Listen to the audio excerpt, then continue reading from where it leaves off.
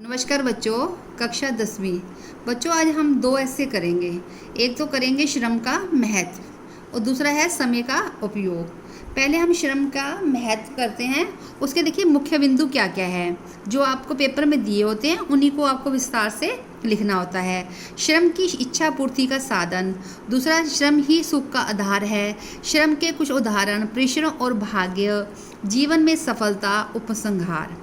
आप पहला पॉइंट देखिए, कर्मशील जीवन में सफलता पाने और इच्छा पूर्ति का साधन। कर्मशील व्यक्ति परिश्रम से ही जीवन में सफलता प्राप्त करता है। जो व्यक्ति परिश्रम ना करके सदैव भाग्य के भरोसे बैठा रहता है, उन्हें क्या है, अंत में असफलता का मुंह देखना पड़ता है। परिश्रम करने से इच्छित वस्तु या लक्ष्य की प्राप्ति होती है। कर्मवीर के लिए संसार में कुछ भी प्राप्त करना असंभव नहीं है।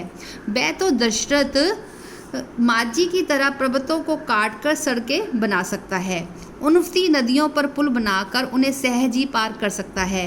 अंग्रेजी में कहावत भी है, God helps those who help themselves. अतः जीवन में अपनी इच्छाओं की पूर्ति का एकमात्र परिश्रम ही है, साधन क्या है, परिश्रम करना ही है। दूसरा है सुख का आधार। परिश्रम सुख प्राप्ति का आधार है।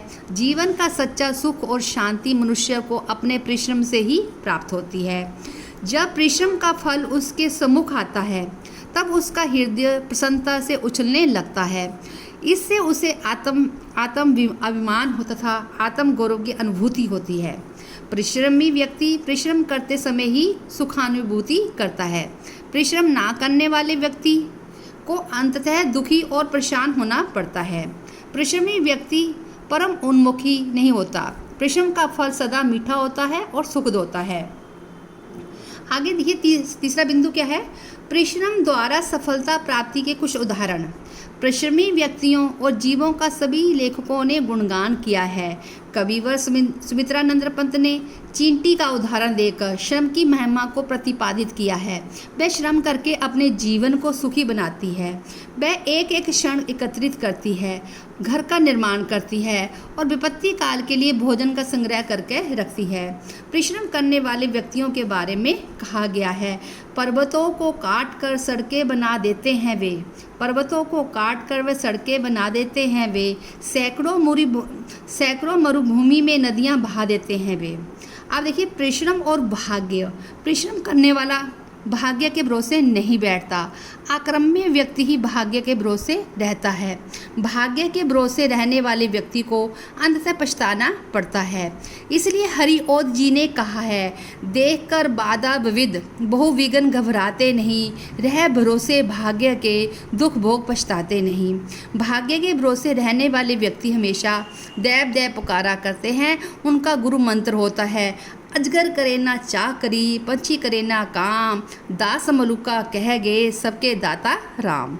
आप देखिए परिश्रमी व्यक्ति अपने लक्ष्य की ओर निरंतर अग्रसर रहता है। मार्ग में आने वाली विघ्न बाधाएं भी उसकी कर्मवीरता, दृढ़ता और विश्वास के सामने ठहर नहीं पाती है।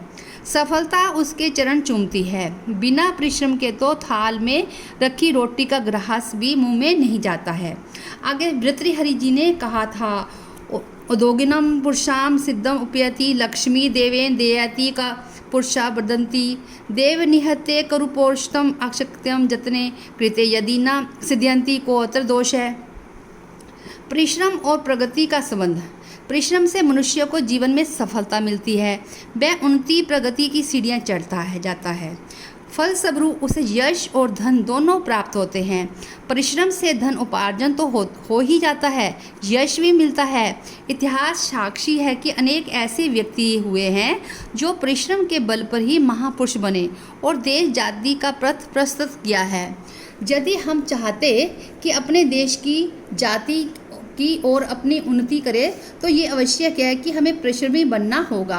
आज हमारे देश में परिश्रम करने वाले का कोई तैयार नहीं दिखाई देता है। सब पकी पकाई खाना चाहते हैं, पकाना कोई नहीं चाहता है। परिश्रम ही सफलता की कुंजी है।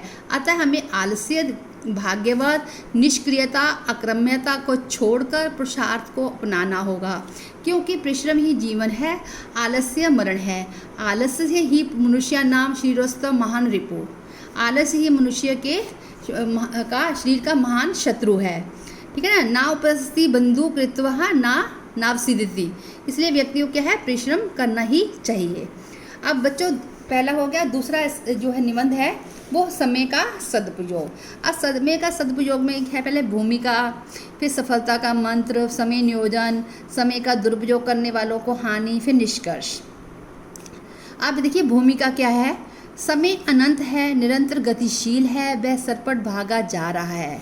समय को बांध पाना नितांत असंभव है, क्योंकि यह स्वीकार करते हैं कि समय सबसे बलवान है और मानव की शक्ति उसके सम्मुख कोई महत्व नहीं रखती है। बीता हुआ समय कभी भी किसी भी प्रकार से नहीं लौटाया जा सकता। मानव जीवन क्षणभंगुर है और उसकी महत्वाकांक्षाएं अनंत है।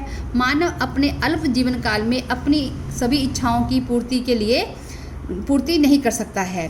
फिर भी यदि मनुष्य आरंभ से ही समय का सदुपयोग करे तो अपने अल्प जीवन काल में वह बहुत कुछ कर पाने की शक्ति रखता है। इसी को ध्यान में रखकर कबीर ने समय के सदुपयोग के संबंध में कहा भी है, काल करे सो आज कर, आज करे सो अब, पल में प्रलय होएगी, भोरी करेगा कब। आगे देखिए सफलता का मंत्र समय नियोजन। जो व्यक्ति समय का सदुपयोग करता है उसे अपनी जीवन यात्रा में प्रत्येक कदम पर सफलता प्राप्त होती है। समय के सदुपयोग से तात्पर्य है कि व्यक्ति को उचित समय पर उचित निर्णय लेकर उचित कार्य करना चाहिए। पढ़ने के लिए समय, खेलने के लिए समय, सोने का समय और अन्य समय, सब जो कार्य है समय पर करना चाहिए और समय का सदुपयोग करना चाहिए। खाली बैठकर इधर उधर की गप्पे हाँकना, कहना, बहुत कुछ करना, कुछ ना करना नहीं, या फिर भाग्य के भरोसे बैठे रहना समय का दुरुपयोग करना है। आगे समय का दुरुपयोग क्या है। समय का दुरुपयोग करने वाले व्यक्ति को समय कभी माफ़ नहीं करता है। समय का दुरुपयोग करने वाला जीवन की दौड़ में पिछड़ जाता है। जब वह चेतता है तब तक काफ़ी देर हो चुकी होती है। उसके साथ ही उसे जीवन की दौड़ में भागती दुनिया के साथ दौड़ते हुए प्रगति के मार्ग पर काफ़ी आगे बढ़ जाते हैं। समय का दुरुपयोग करने वाला हाथ मलता रह जाता है।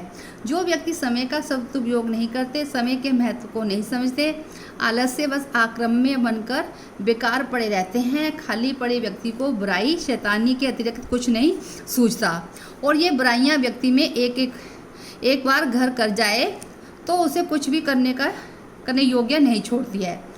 ऐसी स्थिति में व्यक्ति की समझ शक्तियाँ कुंठित हो जाती है। ऐसा व्यक्ति अपने स्वाभिमान को बेचकर पूर्णतः परजीवी बन जाता है।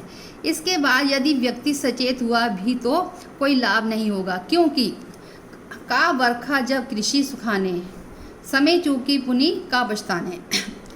व्यक्ति को संचेत सजग रहकर अपनी आवश्यकताओं के औचित्य को ध्यान में रखकर अपने परिवेश स्थिति के अनुरूप सदैव स्वयं को क्रियाशील रहना चाहिए। वास्तव में समय के सदुपयोग का अर्थ है कि प्रत्येक व्यक्ति का व्यवहारिक एवं नैतिक सीमाओं में रहकर अपने कर्तव्यों का पालन सहज स्वाभाविक रूप से करना, समय का पाबंद होना, अपने भविष्य को सुधारना। समय की पाबंदी व्यक्ति में प्रत्येक कार्य को उचित समय पर करने की आदत डालता है। ये आदत व्यक्ति के जीवन को सुखद बनाती है। धन्यवाद बच्चों।